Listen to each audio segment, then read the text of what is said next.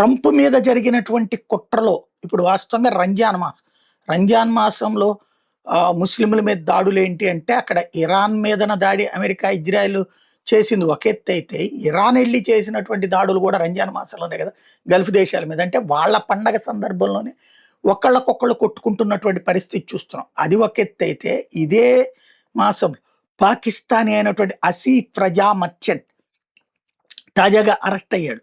ఎందుకంటే America leader అయినటువంటి ట్రంప్ని చంపడానికి ఇరాన్కి సంబంధించి పేరు చెప్పలేదు అతను, ఎవరో ఇచ్చినటువంటి డబ్బులతో ట్రంప్ని చంపడానికి ప్లాన్ వేశాడు అన్నటువంటిది అమెరికన్ దర్యాప్తు అధికారులు తేల్చి అతన్ని ఇప్పుడు అరెస్ట్ చేశారు.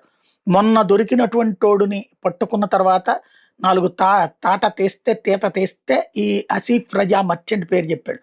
ఇంకో పక్కన బంగ్లాదేశీ జుబైదుల్ అమీన్ అనేటటువంటి వాడు వచ్చేటప్పటికి మలేషియా వాడు, అంటే బంగ్లాదేశ్లో వాడు మలేషియా వెళ్ళి సెటిల్ అయినటువంటి వాడు, వాడిని అరెస్ట్ చేశారు.